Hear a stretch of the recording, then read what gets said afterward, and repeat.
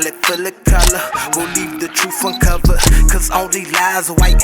We use the words we write to shine a light on life. My light is lava like it's hot and burning bright. Now read, recall, recite. We covered every angle. Hi, everybody. Welcome to Unseen. My name is Cynthia Dorsey, I'm Veronique Lachelle McRae. and we are so glad that you are with us today. Just a little bit about our show. This is our first episode. We are so excited about it. Unseen is a web series talk show where Veronique and I will be reviewing plays written by women of color. And we will have special guest appearances by actors, directors, writers, filmmakers. Anybody that we love will come in the room and we will discuss these plays and take them through a surprise cold read. Okay, so if anybody and everybody knows, whenever you do theater and you're doing warm-ups and you do icebreakers, so we're going to do a little icebreaker just for you to get to know more about us, and it's going to be totally not play related, okay? So I'm going to throw my first question to you, Okay. Cynthia. During this time of quarantine with COVID-19, what has become your favorite quarantine drink? Oh, okay. So I have been trying to be a wine connoisseur. And since we can't get out and go to wineries, which I had hoped to do more of in 2020, I've decided to just order bottles of wine and have them sent to my house. And recently I have been trying the wines that are barreled in like whiskey or bourbon barrels. They're aged, I'm sorry, in whiskey or bourbon barrels. And Robert Mondavi has a really good Cabernet that is aged in a bourbon barrel that I absolutely adore and love. Um, yeah, I know Apothic Red has one that's very Apothic Inferno has one that's very similar, but I think that's a Merlot. But yes, that has to be my favorite drink. I keep sipping on. What about you? That is funny because my sisters, way before me, are huge wine drinkers, and lately they've been ordering it and splitting it by the case. Ooh. So, in our social distancing efforts, the other day we went around the fire pit and they bust open one of those cases. I actually can have this much of reds, but I've had that red you're talking about before. I used to demo it when I was doing wine demos. How do people like it? Do people like they it? They responded really well to it. Like, they really liked it. You know, I took like this much of a sip because I can't have too much, but it was good. And I'm not a red fan because I'm not exposed to that many reds, but I was like, if I could drink it, I definitely would cook with it. Mm-hmm. So I think mine, out of the wine case they had this like green apple one, I think was by Stella Rosa, I think. And I could have drunk that like it was a glass of water and like been in trouble. It was just so smooth and so like delicate. It wasn't overly sweet, but it just hit the spot. Like, so I usually keep white wines and mix them with stuff like fresh berries and spritz of water and juices anyway, but that one has to be my favorite so far. So I just let them order it and then I go get a sip, 6 feet away in my mask, and we're good. I miss going to restaurants, period. We can't go because of quarantine, and I get it, but I do miss going out and dressing up and sitting down at a nice table and drinking and socializing with friends. So I do miss that. I mean, I think that's where sometimes I would get some of my most creative flow, Mm-hmm. like write or even study. Like I would go somewhere if it was coffee in the daytime, or like if you could give to a patio or something. Even what is it, Noodles and Company served glasses of wine. So I would go there and get a, so, like a noodle bowl and Yeah. some wine and have my script. Yeah. Um, yeah, so I mean, yeah, I miss it too. It's very different, especially since when I'm not on stage or set, I do culinary. So both of my fields have just ceased and desist right now. Mm-hmm. So it's very, different times. Yeah, very true. But I will acknowledge all of the creatives out there. We're all going through the same thing, and people are putting out, they're forcing themselves to continue to maintain their craft. And like, I know it's hard, but they are creating and being resourceful. And I have to commend all of you guys out there for pushing forward, even though we are in some very interesting, trying times. Yeah. Yeah. What is the expression? Necessity is the mother of all invention. Is that it? It's like I think a couple of artist friends and I felt the same way. I shared a post today, and like I think we're all just going to come back even stronger than before, and the level of work and gifts that we put out there will be even higher than before, because we're, you know in this time of isolation. But like what I've seen a lot of artists posting, it's like, it's not isolation, it's my artist residency, because once you get through maybe the shock of it all or the big shift in routine, you realize I have a little bit more time to actually put here that I didn't before, with all of the obligations I had throughout, the regular day. Now I can really look at this script, or I can really write, or I can really research some more on directing techniques or filming or staging. So like I totally agree. Like, and just like that IG spirit going on with all the battles and stuff, just the things to keep like feeding your little, feeding your soul. So you're not just like, what am I going to do? Yeah. Like we're doing it. So I mean, that's what keeps me like hopeful. Like it's not going to stop. It's not going to end. It might feel a little different, but you get the flow of this too. Yes. And this is what inspired our show today, is feeding our soul even during this time, and looking at women of color who have forged through and created a pathway for all of us to just go along and reach the top as well. And so I'm really grateful for you, Veronique, for joining me on this journey with Unseen. And I'm so excited to get started today. Our first playwright we are discussing is Cuban American playwright and director Maria Irene Fornes. She was born May 14th, 1930 in Havana, Cuba. Fornes immigrated to New York with her family in 1945. She was a painter at first, and she studied painting under the artistry of Hans Hofmann.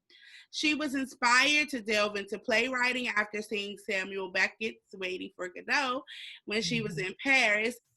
She also was one of the leading figures in the off Broadway movement. And if you don't know what the off Broadway movement is, it was a actual rejection of the commercial theaters that were happening on Broadway. So below, I guess, 14th Street, we have off Broadway, but off Broadway, they were not into the commercial. They were more into avant-garde theater, and I believe what birthed from that are a lot of the Fringe festivals. She's written over 40 plays. Some of her works include Promenade, Mud, Letters to Cuba, Eyes on Harlem, and Fefu and Her Friends. She has won 9 Obie Awards, 1 Academy Award, and a New York Governor's Award, and so many more accolades she bears. She died in 2018. I don't know if it specifies how she died, but I read when researching some more about her, I read that she actually died from complications of dementia. Oh, right. She was 88. Mm-hmm. And so, yeah. So she has contributed so much to theater, and I'm so happy she's first on our list. A quote I read about her is, whereas contemporary playwrights developed a signature style, the critical factor identifying a foreigner's play is not tone or structure, but an intense, relentless, and compassionate examination of the human condition, Yeah. especially the way intimate personal relationships are affected and infected by economic conditions. And I would just have to agree based on the work we have read from her. The play we are getting ready to unpack is Fefu and Her Friends, written by Maria Irene Fornes. Piggybacking off of the quote that you just shared, the first thing that stood out to me about this piece was that it really didn't have like a structured plot per se. It was almost like just a gathering of people. And so when I read it, I felt like I was literally peeking in through the fourth wall of these women's lives, just seeing what it would be like, just like if a group of women I was supposed to meet up with for a meeting were out in some like retreat like setting or a meeting at someone's house and just talking and kind of revealing what is going on with them just through listening to the conversation. Yeah. I think that was one of the first things that pointed. It wasn't like anything was forced. It was almost like you were invited in to start observing their lives. But I love the way that she invited us in, because the very first line of the play to me was very provoking. It was like, oh, really? Oh, I need to listen to this. Because the very first, I'm just turning back to read it. The very first line is when Fefu says, "My husband married me to have a constant reminder of how loathsome women are." And you're like, What? what? Right. It's like, you're like, so you want to jump in. You're like, so you're just invited in this conversation. You're like, yeah, well, have we had conversations like that, you know, with my friends who are female, you know, my female friends, I might be referencing my boo, you know? So it's like, I want to listen. I want to jump in. So that stood out to me at the very beginning. Right. So we're basically joined with Fefu and her friends. They are gathering to discuss the logistics of like a fundraiser, or I guess for lack of a better term, that they're getting ready to embark on. So as the play opens, we just see the women either arriving or introducing one by one. But yeah, they're just coming to gather and have that discussion for the day. So I guess for me, it's not like with a lot of plays when you see, how am I trying to word it? This felt more comfortable of an introduction of, oh, this play is, you think it's, oh, just these women meeting to discuss a fundraiser. Right. And as you get into the play, you start seeing all of these, you know, powerful concepts and ideas and questions that she raises from the conversation that we can see inside with just women, where their thoughts, they're, you know, those thoughts that we usually at times censor ourselves with, coming out. You know, we see these elements of feminism and discussions of classism and, you know, dreams realized and fears and a lot of different elements. But from the description of that play is these women are gathering, you know, to have a discussion about a fundraiser. So it's kind of like, it makes you comfortable to enter in. And when you enter in, it's like you find all these jewels inside the box. Yeah. Maria Irene Fornes's writing is avant-garde. So even how she instructs directors to direct this piece is very interesting. It's deconstructed. So you wouldn't go and sit in your seat and watch as an audience watching a regular play in commercial theater, right? For this piece, literally you're walking along with the actors in the scene. It's set up in a house, Fefu's house, I believe, and the instructions are you are to move with the actors as they go from room to room. And that in itself, in the 60s, I believe, had to be innovative. Like, it had to be, because everybody was used to dressing up in their furs and going to the theater. And to actually have to not have a seat for the whole show and have to literally go on the set and walk through and watch the performance that way had to be groundbreaking at that time. Right.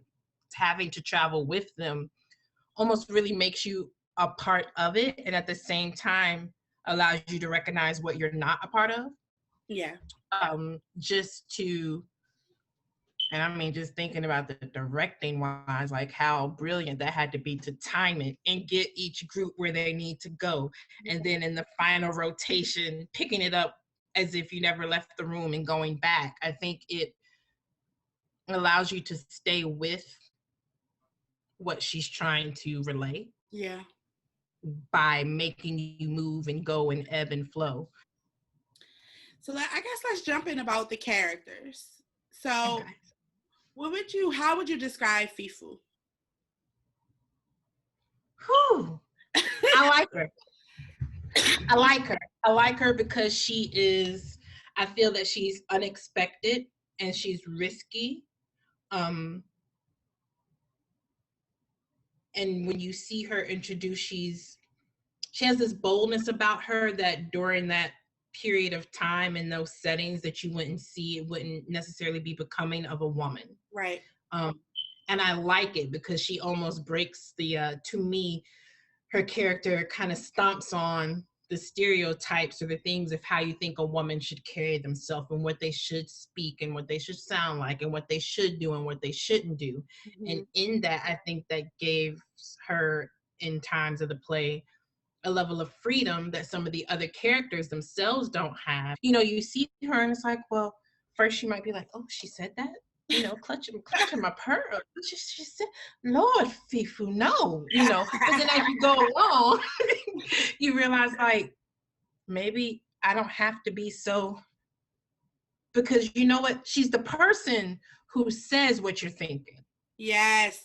And I think I found her character refreshing in this setting in the midst of the rest of the characters, because you didn't know what to expect. What was she about to do or what was she about to say? Yeah, that I appreciate that analysis of her. I took her in a totally different way. I'm like, what is up with this woman? Like, why is she acting this way? She's fixing the toilet at one moment, shooting a gun at her husband, and then playing croquet, and like she's just all over the place.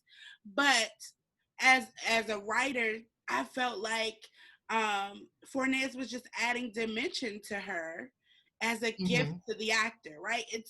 She's so complex and has so many layers to her that I imagine if someone was playing her on stage, they would really have to take themselves through a process to capture everything that the writer has written. So I appreciate that. But yes, I appreciate that lens, because I was just like, why is she so nuts? You know what I'm saying? It's just so bizarre. As women, when we are looking for monologues and things like that, it's hard, you want to do an August Wilson play, but August Wilson didn't write many monologues for women. Women don't appear much in his plays, right? So I think it's very important for us to look at works written by women to see if women are writing us. And I think this is a good first start to that, because Fefu and her friends is a cast of all women. Because it's so rare. Like, even like during this time where people are like, oh, we're doing self-tapes and sending something, you want material. And I'm like, it's, those two stock characters from your August Wilson plays. And I love his plays. They're prolific, but there's no room for me in a lot of his works to perform them. So to open this and literally see, you know, a cast list and a character list of that's woman, that's woman, that's woman, and different type of women, because we're not the same, because you'll see a lot of, we'll have one or two roles in a play, and those roles are depicted the same way, as if we're one dimensional, like we're always this way. Right. So to works where we can pull from things and say, oh, I can pull from this side, or this kind of woman, or that. It's honestly exciting. Yeah. So really appreciative of being able to do this with you, because just the exposure to more of our voice, writing for our voice, you know, like women of color writing, having that deeper understanding and giving more of that opportunity. Next character is Cindy. Cindy is the friend who agrees with everything that anything that you say. Like your background, yes, ma'am, let's go, let's do that. I'm with you, sort of friend, right? But also won't tell you when you're wrong. You know what I'm saying? Right. I think she just goes with the flow, ebbing and flowing. Whichever friend says whatever, she's gonna be that supportive friend. But she also isn't the friend who is able to walk her own path without her friends telling her where to go. I think it was in the conversation during part 2 between her and Christina, who I know we'll get to in a moment. And she was saying it was like these metaphors about a person being swept off of their feet. And it was interesting because her description of that kind of like lukewarm. That's what it is. Like, even with her thing like that, she's like, you know, well, the feet fly also, but separate from the body at the end of the leap, just before the landing.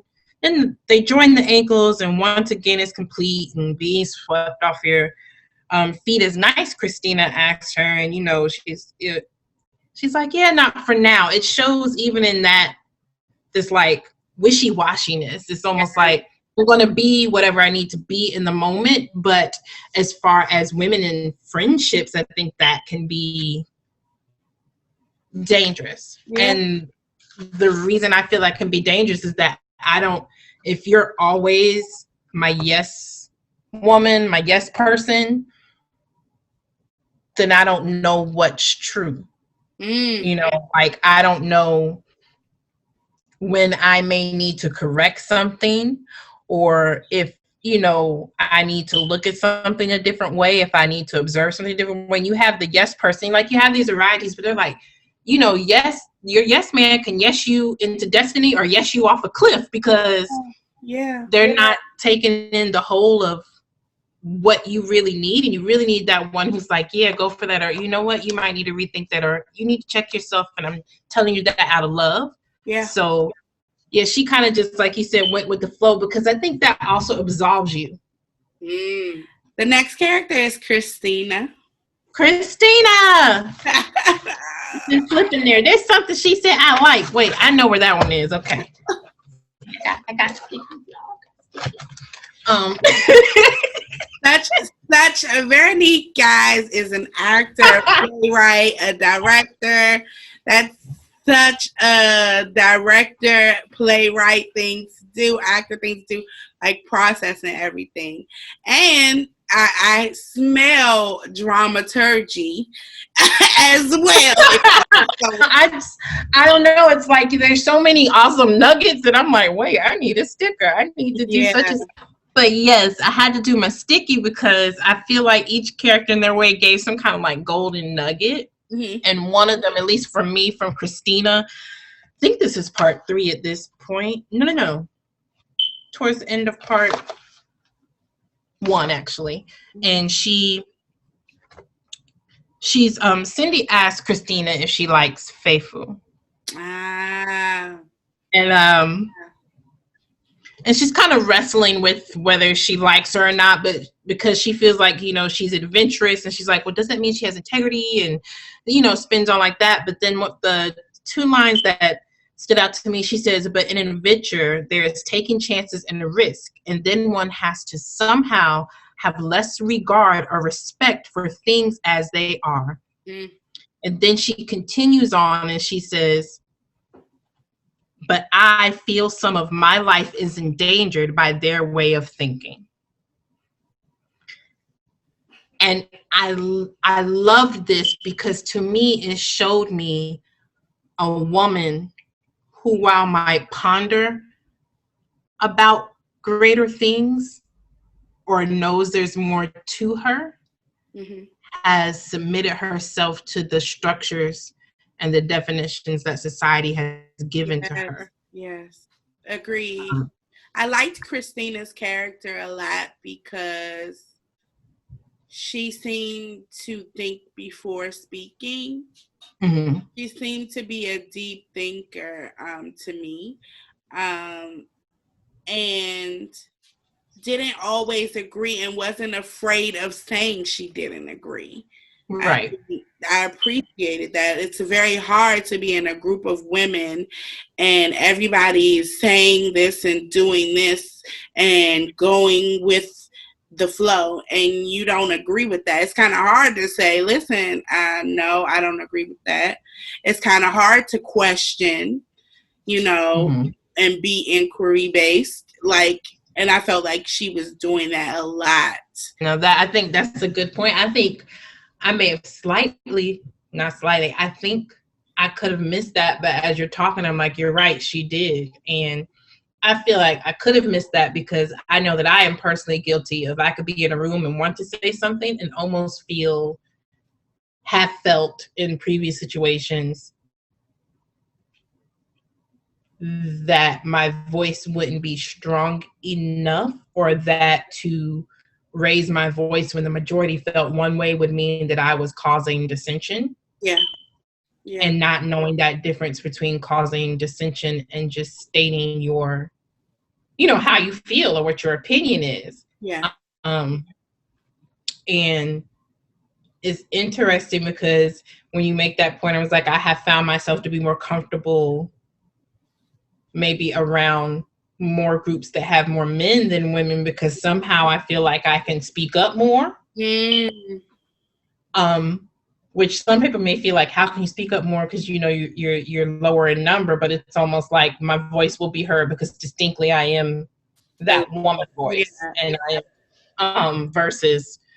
But maybe these women know a little bit more than me, or maybe they're right, or if most of them think that way, I shouldn't. So for me, I may have missed that quality in her because the quality she exhibited is something that I've had difficulty with.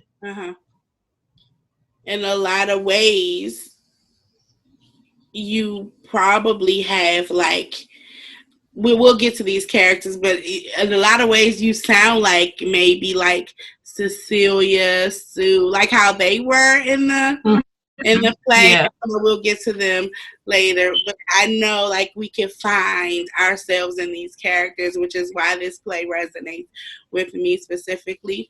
I am a lot like you in a lot of ways, but I don't think it matters gender. It doesn't, for me, it's like if I'm in a group of people, I go silent. I'm listening. I'm also trying to remember, especially I remember in college, I would go out with my friends and I'm sitting there remembering how we got here, because if I need to get out of here, I need to know how to get home. So I'm sitting there processing, we took a left there, we got on the L train, we went, I'm literally going over that, recapping that. Then I'm just listening to people in conversations and I never jump in. And that has carried over into adulthood. I'm sitting there quiet as can be, not talking, not because I don't have anything to say, but because everybody else is. And so I just allow them to. I don't feel like I need to. So I do feel swallowed. And I think a lot of people are intimidated by silence, are uncomfortable with it. And so I do find myself not being invited out to go places because I'm too quiet. You know what I'm saying? Because people don't necessarily sit well with silence. Sometimes we don't realize the power in silence. Sometimes I think also we have to look at, like you said, you don't have to always say something. Yeah. And I also think talking and listening have to work together, and people don't do that. Like, they're talking, but you're not really listening to the other person speak. So I make it a priority to listen to people, because if you listen to people, you hear at the core really what they're talking about. So a lot of times in social situations, people aren't going to necessarily talk about what is really going on with them or how they're feeling about a certain issue. But if you sit and listen to them, those nuances come out indirectly. So I think it's important that we listen to people and what they're saying, so that we can make informative decisions on who we decide to be friends with. You know what I'm saying? That art of listening is also joined with comprehension and understanding, like a circular nature or cyclical. So it's always that art of listening and then pausing, like you said you liked about the character, that she one of the characters, that they did pause before they spoke, so there was intentionality. So that then that it's a healthy circle of communication. It's one that is give and take, one that is listening, truly listening, understanding, and then giving back. The next character is Julia, and I have to say, Julia is my favorite out of all of the characters. Ooh, okay. As women of color, we know, like in our community, talking about mental illness and things at this time, right, wasn't a thing. Like, we don't talk about mental illness. We sweep that right on up under the little rug with whatever else, especially in the Black community, with whatever else, other things we're holding as trial and tribulation right on under the rug. So the fact that Fornes was explicitly talking about disability, mental health in her play is a remarkable thing, and I appreciated that. And Julia, those of you looking for female dramatic monologues, Julia has some good ones up in here. Okay, she does. This is true. For me, there were a couple of lines that stood out to me about her. I just turned away from one of them. One of the things that Fefu was speaking about her was one of the first things I highlighted. And she says, you remember her then as she was. She was afraid of nothing. And I think the thing that stood out to me about that was that we don't see Julia before her condition. We meet her in this state. But something has happened to her, and it reminds me of how tragedy can instill fear. Because beforehand she was afraid of nothing. They remember her as fearless. She could have been reminiscent of a Fefu-like character. She could have, and we don't know, right? Because we now see her in her current state. And she's wheelchair bound and she's dealing with mental illness. But I think the other thing that I appreciate about Fornes's depiction is that mental illness does not denote that you're crazy. And you see these brilliant moments in her monologues and these brilliant revelations. It's almost as if people know the brain could be just moving too fast for the rest of us to comprehend. Because she has revelation and hallucination. Like, her hallucinations are revelatory, just with these golden nuggets. Yeah, I think that's what I appreciate about her character. We still see that she is a person. You'll see these depictions of persons with mental illness and they'll just say, oh, you're crazy, or you're lunching out, or you're cuckoo, you need to be locked up. And I think that's what causes things to be swept under the rug so much. And then B, you lose the humanity of a person when you make them their illness. They have a condition, but they are not that condition. And so I appreciate still getting to see the complexities of Julia, even through these bomb monologues, like you said, and even with some of them referring to or occurring during her hallucination. She says, for every moment we live, we have to thank something. Because she's speaking in this monologue, she's speaking about how she feels that we're constantly threatened by death, and that something brings her back to make her have gratitude. So every moment that we live, we need to be thankful, you know. And then also she states like, we as people are guardians to each other when we give love. And I feel like that was one of the most powerful, important lines of the piece, because we're speaking right at the heart of humanity. And I feel like Julia had to be the one to say that line. Because of the condition we meet her in, because of the reference of how she was before, because we know, you know, from the observer, oh, life is hopeless, you can't walk, or this, oh, you need help, like, you know, oh, you got that. They feel like she can be completely helpless. So it had to come from her. Like, what is this life about? What is this purpose about? What are we here for? We, you know, we learn to be thankful and to be grateful and to be those guardians of love. And I feel like that was one of the most important lines. And I feel like it had to come from her for it to make the impact that it does in the play. And she also talks about women and men and men being the end all be all and women being evil. And this is when she's going through her hallucinations. Yes. And she says these things with the caveat, this is what she's being told to say. You know what I mean? Like, it seems like whatever the evil spirit is that is on her, that is upon her, and during this, is a man.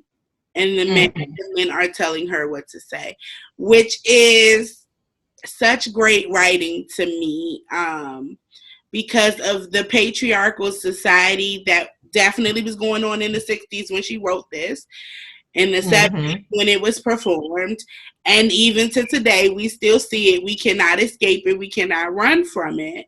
Not at all. And this whole that, you know, God, I think she says, God gave man woman. Yep. I know.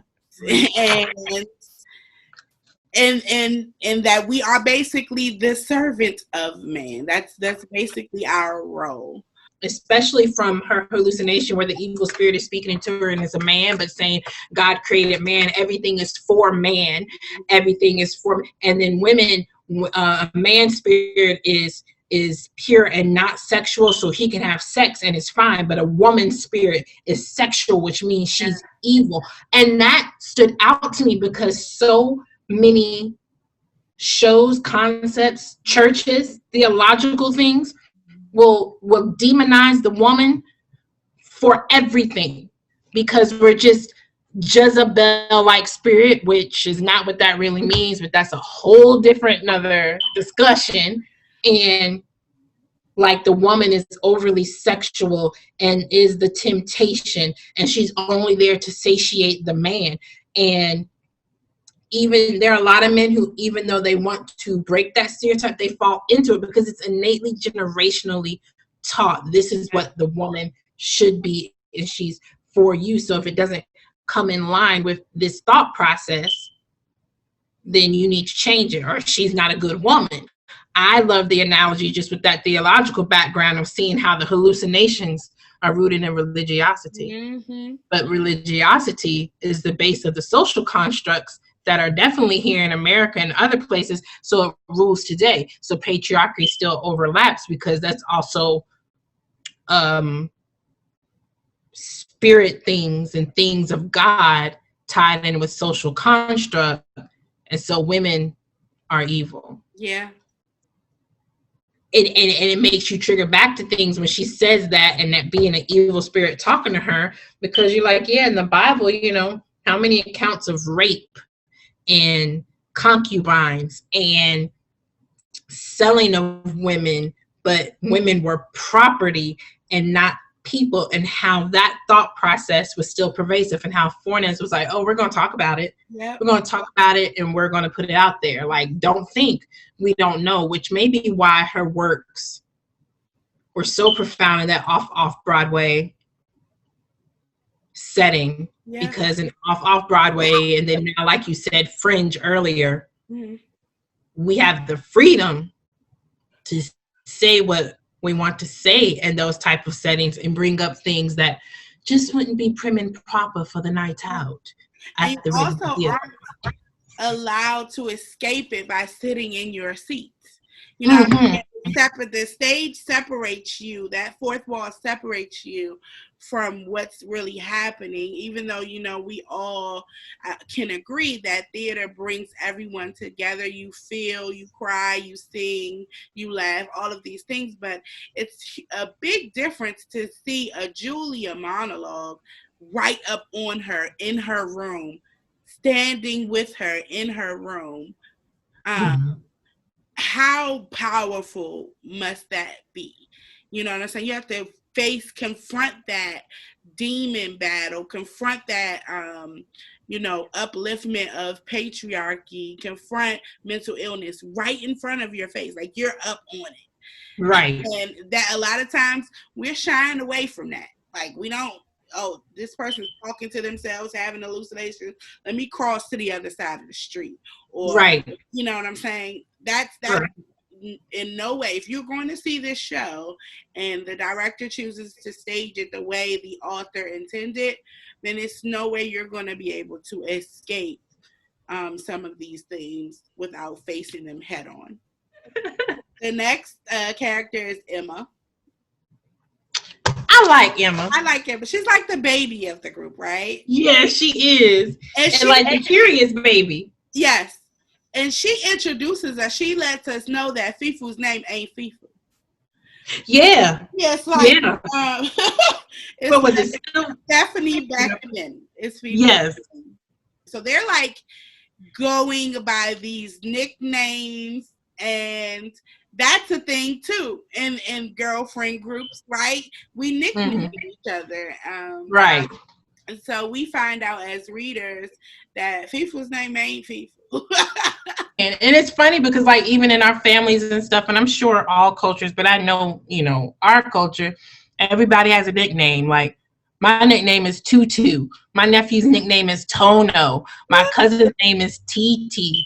But if I was about to get in trouble, it was Veronique. Yeah, I got from Emma. She's jovial. She like rides around on Julia's lap in her wheelchair. Yep. She's the one into theater, wants to do theatrical productions, loud, proud.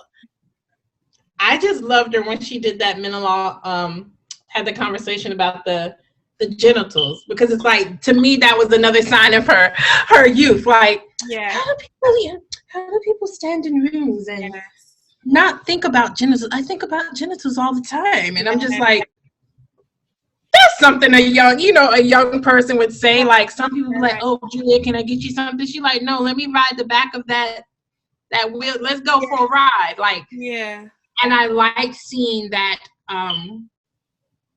like you said, that kind of joyfulness through her character, the lightheartedness, and like the free-spirited artist. She almost reminds me like the free-spirited artist, because even when they start their planning meeting, she's like, no, I need to come in because I'll be in costume. And they're like, that's not a costume. Well, let me know she's just on it. She goes through her monologue of the science of educational dramatics. And even there's a whole lot in there, right? Yeah. And I kind of like the way, because it gets like monologue-y, preachy kind of. So then I kind of get that, because I'm like, oh, okay, here's a female, and she's giving a sermon, you know, God and science. And because the line that stood out, though, she said, what are we? A creation of God's consciousness, coming now slowly and painfully into recognition of ourselves. And because she had the other lines in the play, like, you know, about life, you know, life is theater and things. And then she had that line. And it just stood out to me as an artist, because overall, I feel like in this piece and in art in general, it reveals to us more of ourselves. Yeah. So in a way, I feel like the theatrical piece in theater in itself, in this play, is kind of like a streaming of God's consciousness, because these characters slowly bring you into, and somewhat painfully, like we were talking about earlier when discerning relationships and friendships and different things, into the recognition of ourselves. But is that not what theater is supposed to do? Yeah. And what I love about Fornes doing it in this piece is that she allows women of color to have a space to explore, whether it be painful or not, and come into more recognition of themselves, because we can see little pieces of ourselves within all of the work that she put in each character. For sure. I think we can link up the last three characters, Paula, Sue, and Cecilia. I know with these characters, Fornes is introducing us, I think between, is it Sue and Paula? Sue and Cecilia. She's introducing us to, that I think they're struggling with their lesbian relationship. Mm-hmm. In a time, again, in the 60s, that, was frowned upon. And even now, it's lingering still of that. The LGBTQIA community, it's still an issue with them being able to identify and have their relationships openly, even though laws have changed. And just to be introduced to this in this play that was written in this time period, again, Fornes was speaking out against injustices. Like, these women had to keep their love quiet, Right, which may have ultimately been a factor in leading to it not lasting, because when Paula was speaking about, I believe love is, I can't remember the incremental of years, but something years and something days or something. And I appreciated her expressing that, and then us later on finding out about the relationship. Yeah. Because to me, it shows that relationship is relationship, right? Because it's almost like the LGBTQIA community has to keep being able to have a voice to realize that it's not different. There's not a difference in relationship, that it's normal, because relationship is relationship. You love whom you love. Mm-hmm. And being able, and reading Paula's thing, it's like, a lot of people be like, oh, I've been there. I remember when, and I thought, and this lingered here. My baggage carried over into this one because I wasn't quite healed from this one. And man, it was like this. And I remember we tried to hold on, because I appreciated that, because it showed that in a time, like you said, where relationships still not accepted or understood, if it were a same gender relationship, it shows that it's not a difference, that A, people are out here, we're out here, right? So she's giving a voice. So A, we're here. B, we are human, we love, we go through the same emotion just like everybody else. We are, quit demonizing it, quit trying to make it something like an other or an it or that, because that's not what this is. And to be able to journey with her through those emotions, like, male, female, whether you were with same gender or not, most people can read her piece and be like, I've been there. And if you have not read this piece, definitely read it. It has so many gems, so many nuggets in it. Has great monologues for women. If you are looking to build your monologue library, this is definitely the play to look. We are now going to have on our special guest. So let's check it out. So we're here with RaVal Davis. I'm so excited because I've known RaVal for a long time. We went to high school together, and I've been watching your journey, and I'm so proud of you.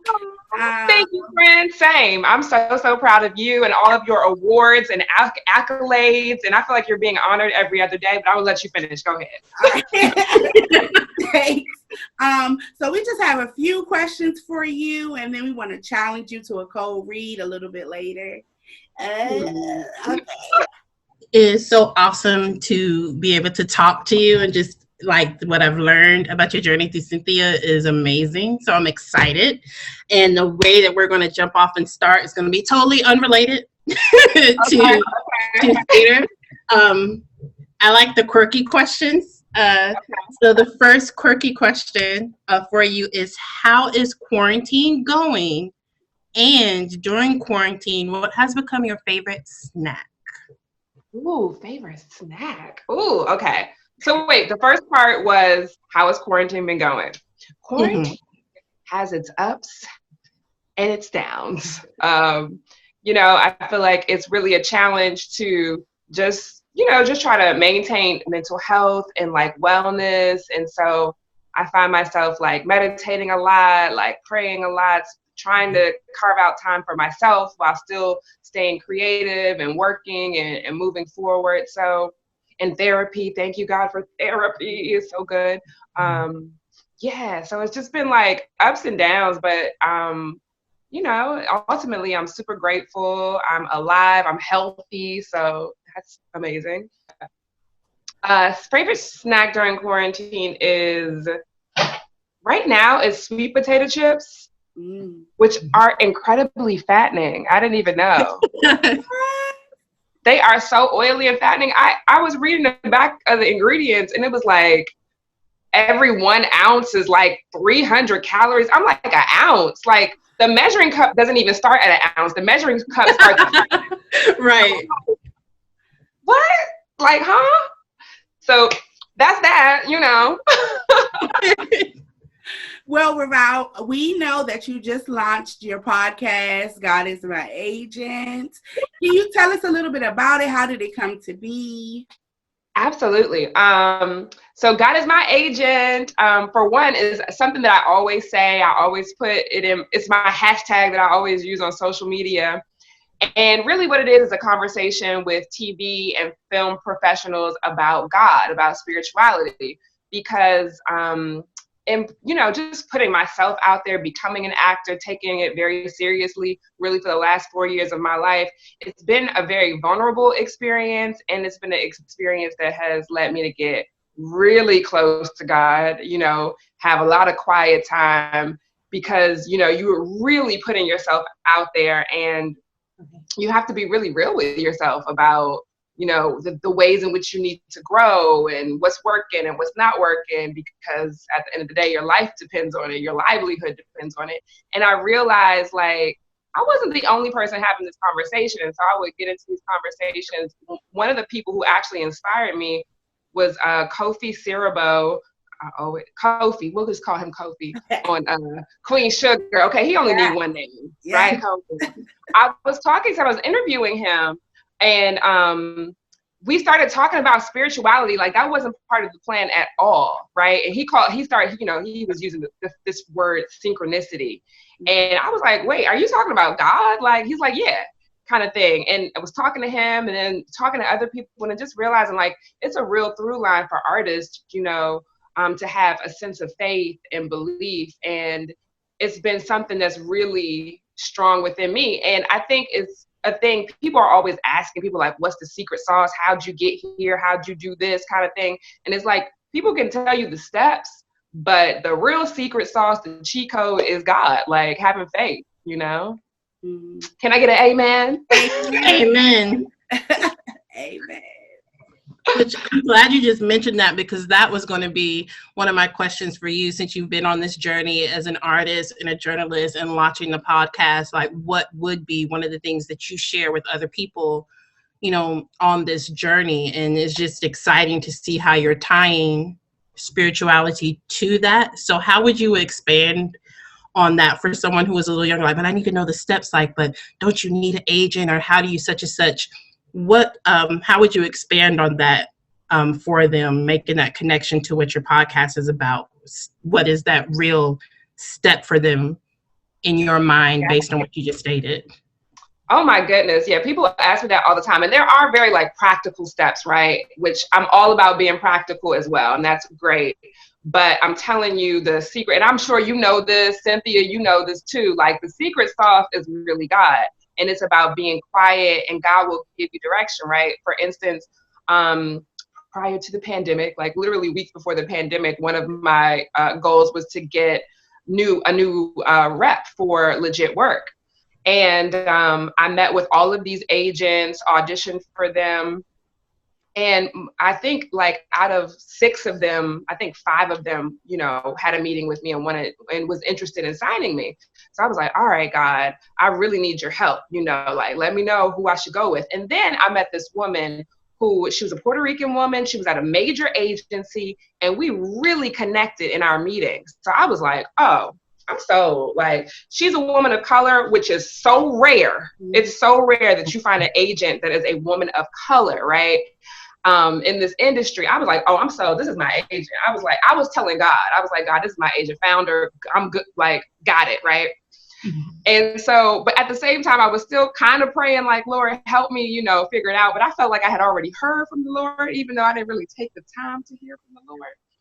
And, you know, I went back to have these meetings with all of the agents, and I met with this one woman, and she was so lovely. And I was thinking throughout the entire meeting, I was saying, she is so awesome. I hate that I'm not going to be able to work with her because I got to work with, you know, homegirl, but she is definitely like my second pick. I love her. Like, she's got a great personality. I really would love to work with her. And I was just like, well, you know, I'll tell her later. You know, I'm working with somebody else, right? And so then I go to meet with the woman that I really wanted to meet with. And when I came in the room, her energy was off. And then we wound up having the meeting, and the meeting was really weird. It was a totally different feel than, you know, what we had the first time. And it was like a little bit of attitude. I don't know if she was having a bad day. It was a lot going on. Yeah. And I had to be real with myself and say, okay, God, I asked you to direct my steps on who I need to be working with.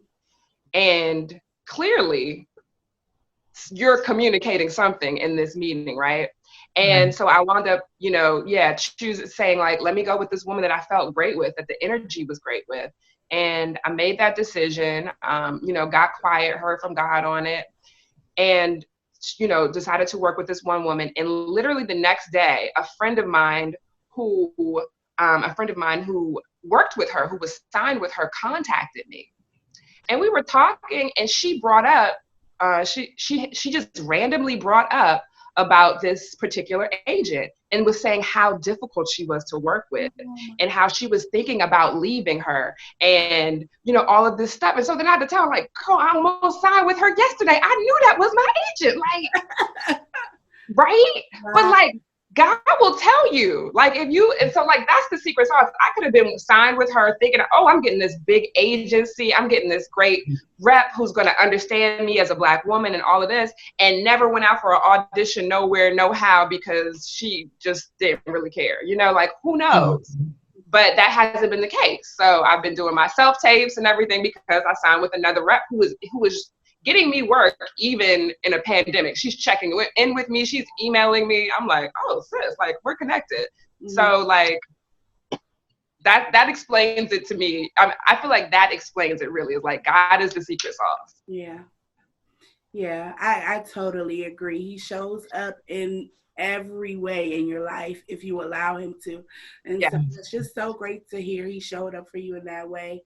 I wanted to talk to you about your ventures into journalism. I know that you've written for Essence and now you're writing for Forbes and CNN.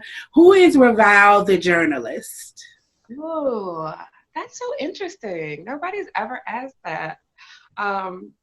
Well, I started out as an entertainment journalist. I was the entertainment editor at Honey Magazine. This is like going way, way back. And I really wanted to be a journalist full time. So I was the entertainment editor at Honey Magazine. Also, I worked for Angela Simmons, The Rundown back in the day. Yes, I was an editor at Today's Black Woman, Hype Hair, Black Men's Magazine, Word Up, so many publications. And back then it was all about entertainment, like getting the celebrity scoop kind of thing. And I think it was really that because like that's where the industry was going at that time. But as a journalist and a writer now, I still connect a lot with that because obviously I work in the entertainment industry, but I'm really just, I do more opinions pieces. I write about what I feel, what I think. I also write for CNN. I actually am one of their contributors for their opinion section. And I write about the intersections of entertainment, gender, and race. So not necessarily always interviewing celebrities, which I do sometimes from time to time if it's a project that I care about. But really like getting to share my thoughts and how I feel about things is kind of where I am now, I would say more so. So with your writing, because I think for me, like writing is almost like a spiritual discipline for me, which quarantine has kind of kicked me back into a little bit more because you have time to actually sit and get in that quiet space, like you were saying. How do you feel, or how has your ability to write the opinionated pieces and speak on other things outside of the entertainment industry, how do you feel that shaped you overall with all of the endeavors that you have going on now? How does that kind of round out everything for you? I think it's so important because it actually really helps to sharpen your perspective. And it also gives you confidence in your perspective, right? So back when I was in college, if an acting teacher gave me a script and I didn't really think it was a great script, or I didn't agree with some of the themes within it, I maybe wouldn't have said anything, or I maybe didn't fully understand what I was feeling, kind of thing. Whereas now I really trust my own opinion. Like if I read something, I'm like, oh no, this is a caricature and a stereotype and I'm not doing this, kind of thing. Like I trust that, about myself. Like I have confidence that no, I know, when something is not right. I can pick that out, and writing up my opinions pieces actually like sharpens that. It helps me to have more of an opinion, to actually, back up my opinion too, because when you write opinions pieces, you're doing research and you're, finding out and discovering so many things. And in particular, writing about gender and race, I learned so much about myself being a Black woman, and so many crazy statistics that are out there for us in the world, but also especially in Hollywood and entertainment. There's so much that we're fighting up against. You've done a lot of work with body consciousness and just empowering women to be proud of their bodies. How did that start for you, and what does that mean in the industry where body image is very important? Whew, girl, we could have a whole, long conversation about that one question. Oh my goodness. So I became a body positive advocate because one of the major reasons why I didn't pursue acting after leaving college was because of this encounter with one of my acting teachers, who basically told me, listen, you're a Black woman. You're also, I don't know how she phrased it. She told me I was basically overweight. And so it's going to be very difficult for me to work. She's like, listen, you're not Angela Bassett, you're not Halle Berry. That's all that's out there, And at that time, she was right. That was all that was out there in TV and film. But what I didn't understand is somebody had to change that, right? Mm-hmm. And so I kind of had this limiting belief for a long time, like, I can't be an actor because I won't be successful. There's no work for people who have a body like mine, who, look like me. We're just not on TV. And then, you had Queen Latifah, who was, making some waves. And I was like, okay, happy for her. But, she was a whole famous rapper, turned actress. So, I still had these very limiting beliefs about being a woman with curves, And it was Orange is the New Black. Orange is the New Black. When Orange is the New Black came out and it was a hit, like it was, with all of those different colors, body shapes, real women that me and like my cousin, my auntie, my sister, like people that I'm like, oh, these are real women of color, Seeing that really shattered those limiting beliefs and said, no, you can be on TV, that somebody wants to see the story. There are girls all over the world like you, who look like you, who will relate to that experience.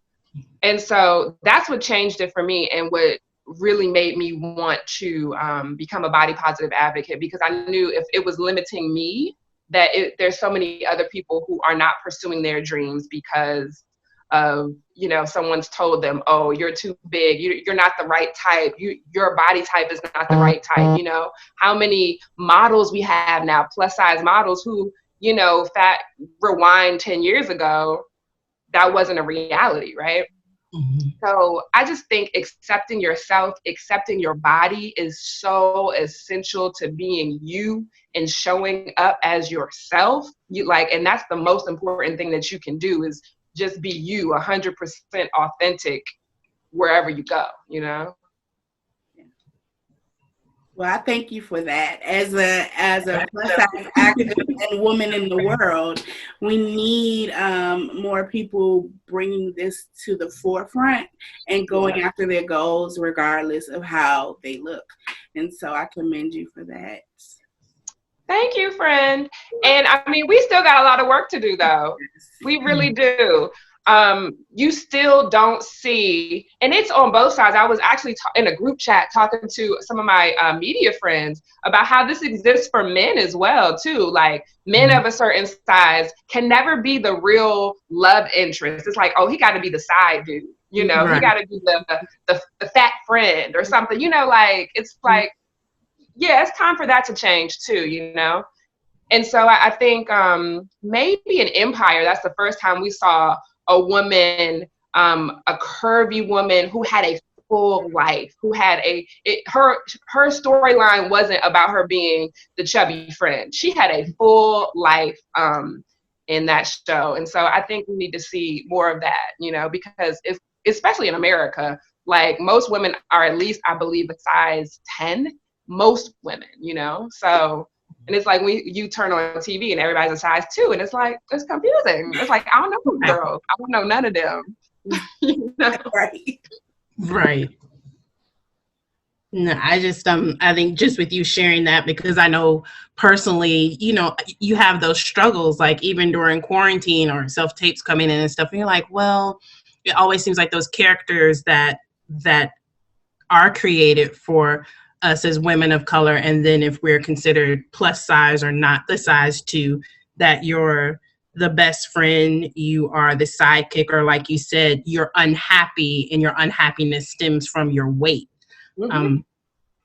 When you are personally auditioning for certain roles, whether it may be television or theater, do you now take that screening process that you have, and have you ever said, you know what, this role, I don't actually want to portray this type of character? Are you selective in that way, or do you go ahead and on board saying that maybe you can work on that from the inside?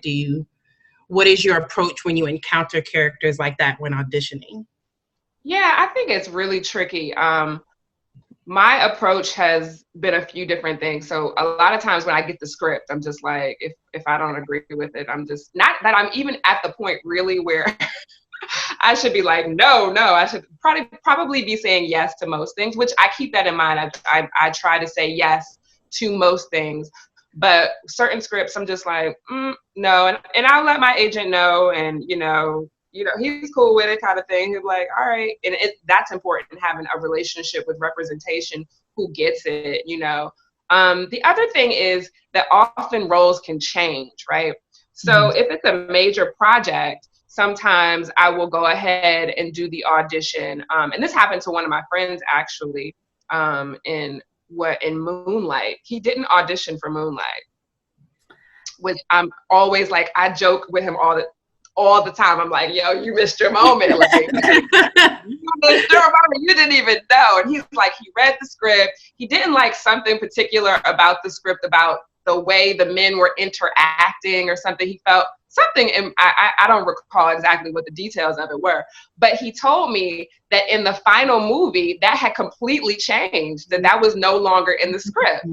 And so that's one of those things too, is like, sometimes it's worth it to just go ahead and audition and let them tell you yes or no. And then you can make the decision once you actually have a decision to make, right? Like, once you get an offer, then you can say, yes, or no, kind of thing. But sometimes I think you can too prematurely judge something, because work changes a lot, especially in TV. TV is like, they sending you pink pages and blue pages every day. You're like, what is this? You want me to memorize this now? Well, aren't we shooting now? Like, so I think you have to keep an open mind, but definitely, know what you know at the end of the day. So this episode have reviewed Fefu and Her Friends by Marie Irene Fornes. And we would like for you to do a cold read from that. Okay. But first, could you tell us what you do to prepare when you go into an audition? They're like, hey, RaVal, we want you to do this cold read. What do you do to prepare for it? Oh, for a cold read. So I can't say commercials are always cold reads. But for theatrical work, I've probably only done 2 cold reads. The first one, I totally screwed that up. It was just terrible. But now I think I have more of an approach. Cold reads are tough, but for one, listen, I'm over 30 now, so my eyesight, I go through a highlight on my lines so I can see them from the page, so I can be, reading from here and still, trying to connect here. A lot of times you don't have enough time to really go through and dissect the script. So one thing I try to do is just really understand what's the beginning, middle, and end, and how does this scene change? Like, what's the major change in the scene? Like, if we start, because no scene ends where it began, right? So if we started off happy, at the end, probably we not so happy. Or if we started off close, at the end, we probably not close no more. Something changes the scene, right? So trying to identify that really, really quickly. And one of those major things that they I don't know that I always do this, but they tell you to try to memorize the first line and the last line so that you can, deliver those very strongly. Start strong and end strong. But, you do what you can. So we're going to join you in this reading. Did you get the play? Oh, okay. Let me go get it. So it's on my laptop. Did you send it to my email? Yes, I emailed it to you. Yeah. Okay. All right. Cold read. I will say though, wait, are we reading right now? Because in most cold reads, you do get like 10 minutes to read it. I'll give you a little time. Thank you. I appreciate it. Do I get to ask you any questions? Mm-mm. I don't have time to read this. No. Right and interesting. Wow.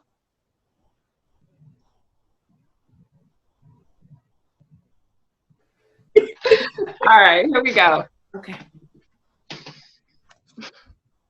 My husband married me to have a constant reminder of how loathsome women are. What? Yep. That's just awful. No, it isn't.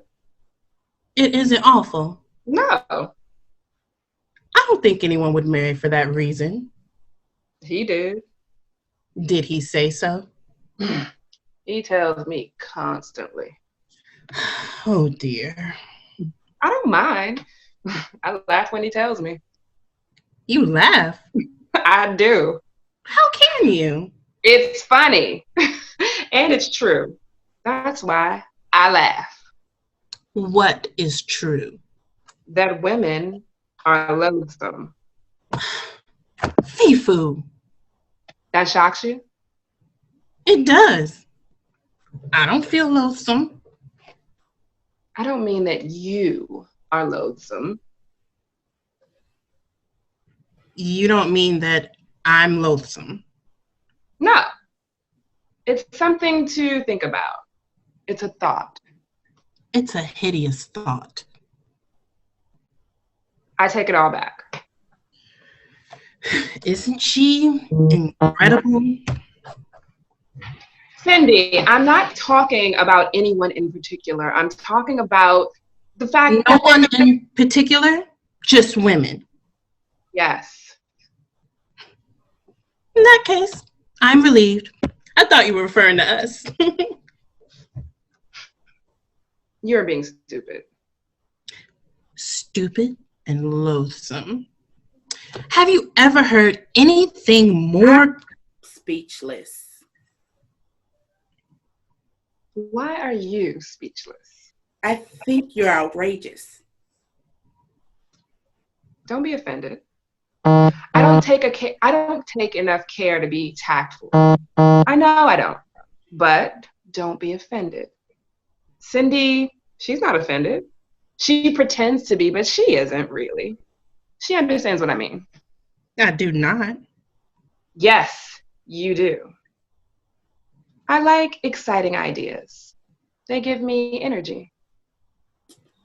And how is women being loathsome an exciting idea?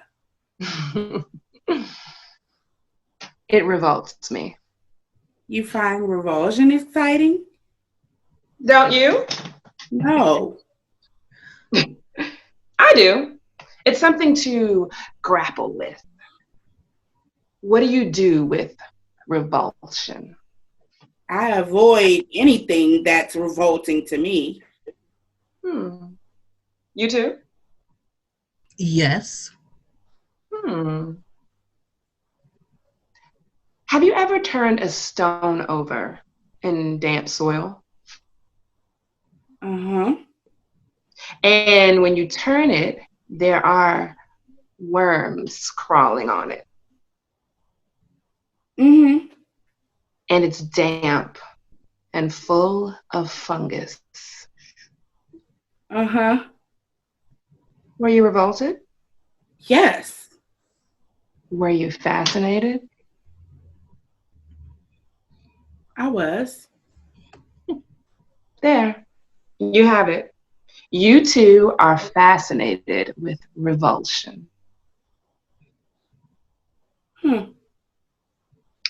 You see, that which is exposed to the exterior is smooth and dry and clean.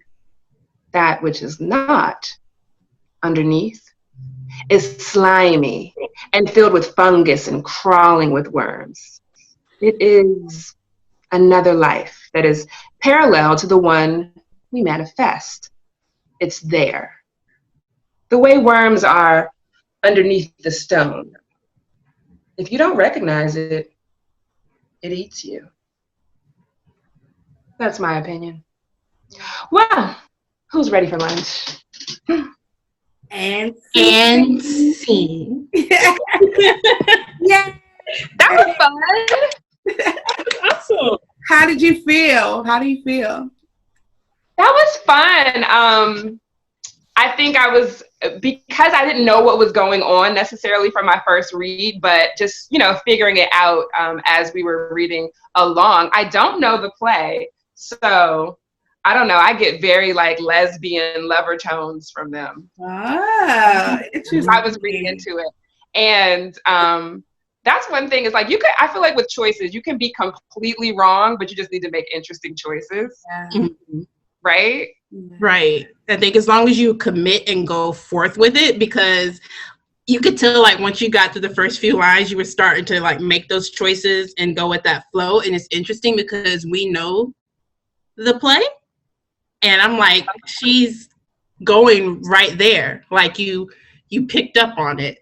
Right, just from that, you picked up on it, you were heading right there with it. So it was interesting to see because I know that we know you didn't know it, and I'm like, she's on it, and I can see it, and I think that's what I love. When people are reading or auditioning, and I can see it. Yeah. In Nicole Reed, I could see you standing there, see oh, she would probably be standing like this, or then the tonality you started using and those things. So even in a cold read, we could already see that, oh, she can jump in and create that, what is needed. So yeah, I was thank you. This piece is written by Maria Irene Fornes, who was a Cuban American writer, and we are just covering female writers of color who have written plays. Are there any playwrights, female writers of color that you like? Oh, my favorite is Susan Laurie Parks. Mm-hmm. Absolute favorite. Oh goodness, who's the woman who wrote Pipeline? She's from Michigan. Dominique Morissette. Yes. Right. Okay. I like her. You better be right. There's so many. Well, there can always be more, but yeah, those are, I guess, two of my faves. Well, thank you so much for joining us today. I really appreciate you. I'm so proud of you. As I said before, I know that with God as your anchor and your driver, you are sure to make strides in this industry, and I wish you nothing but the best. Thank you, sis. Same. Thank you for having me. You're welcome. Thank you. Bye. Palette full of color, we'll leave the truth uncovered. Cause only lies are white. We use the words we write to shine a light on life. My light is lava like it's hot and burning bright. Now read, recall, recite.